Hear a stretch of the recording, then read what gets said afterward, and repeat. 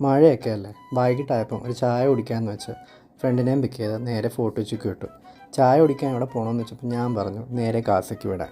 വീടിനടുത്തുനിന്ന് കാസയിലോട്ട് വലിയ ദൂരം ഇല്ലാത്തതുകൊണ്ട് തന്നെ ഞങ്ങൾ അങ്ങോട്ടേക്ക് തന്നെ പോയി.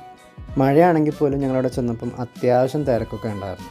പിന്നെ ഞങ്ങൾ വണ്ടിയൊക്കെ ഒതുക്കി അവിടെയുള്ള ആ ബായോട് ചെന്ന് 2 ചായ പറഞ്ഞെങ്കിലും പുള്ളി ഞങ്ങൾക്ക് തന്ന 2 കാപ്പിയാണ്. പിന്നെ കിട്ടിയ കാപ്പിയും കുടിച്ച് 2 സൊറയും പറഞ്ഞ് ഞങ്ങൾ നേരെ ബീച്ചിലോട്ട് വിട്ടു. പിന്നെ 2-3 റൗണ്ട് അതിലെയും ഇതിലെയും ഞാൻ പഠിച്ച സ്കൂളിൻ്റെ ഫ്രണ്ടിലും പരേഡ് ഗ്രൗണ്ടിൻ്റെയും ഡച്ച് സെമിട്രിയുടെയും എല്ലാ വഴി കൂടെയും ഇങ്ങനെ കറങ്ങി നടന്നു. സത്യം പറഞ്ഞാൽ ഈ വഴി കൂടെയൊക്കെ ഒരു 10-20 തവണ പോയെന്നാൽ പോലും മഴയുടെ ആണോ അതോ ഇനി ഇവിടെയുള്ള മരങ്ങളുടെയോ എന്തിൻ്റെ ആണോ അറിയില്ല, ഈ വഴി കൂടെയൊക്കെ എത്ര നമ്മൾ പോയെന്നാലും നമുക്ക് ഒരു മടുപ്പ് തോന്നില്ല എന്നുള്ളതാണ് സത്യം.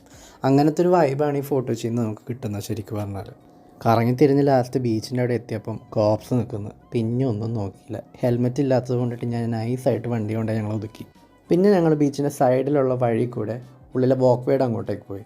അവിടെ പോയി 1-2 ഫോട്ടോയോ സ്റ്റോറി ഇടാനുള്ള എന്തെങ്കിലും മുതലൊപ്പിക്കാൻ പറ്റുമോ എന്ന് വിചാരിച്ച് ഞങ്ങൾ അങ്ങോട്ടേക്ക് നടന്നു. പിന്നെ ഞങ്ങൾ കുറച്ച് നേരം മേഘങ്ങളുടെ ഭംഗി, തിരയെണ്ണലും വായ്നോട്ടമൊക്കെ ആയിട്ട് കുറച്ച് നേരം അവിടെ സ്പെൻഡ് ചെയ്തു. അത് കഴിഞ്ഞ് എനിക്ക് ഫോട്ടോയ്ക്കും സ്റ്റോറിക്കുള്ള മുതലൊക്കെ ആയപ്പോൾ ഞങ്ങളിങ്ങ് തിരിച്ച് നടന്നു. അപ്പോൾ അത് അവിടെ ഒരു കോഫി ഷോപ്പ്. അങ്ങനെ ഞങ്ങൾ 2 കോഫിയുടെ കുടിച്ചിട്ട് മടങ്ങാൻ നേരത്തെ ചെന്നപ്പം അവിടെ മോമോ ഉണ്ടെന്ന് പറഞ്ഞു. അങ്ങനെ 2 കോഫിയും ഒരു മോമോയും പറഞ്ഞ് അതും കിട്ടി കഴിച്ചുകൊണ്ടിരിക്കുമ്പോൾ തൊട്ടടുത്ത് ഒരു റോമിയോയും ജൂലിയറ്റും. കുറച്ച് നേരം ഞങ്ങളവിടെ സ്പെൻഡ് ചെയ്തു. പക്ഷേ അടുത്ത മഴ കൊള്ളണ്ട എന്ന് കരുതിക്കൊണ്ട് ഞങ്ങൾ വേഗം വീട് പിടിച്ചു. അപ്പോൾ ഇന്ന് ഇത്രയേ ഉള്ളൂ ഗൈസ്. ബൈ.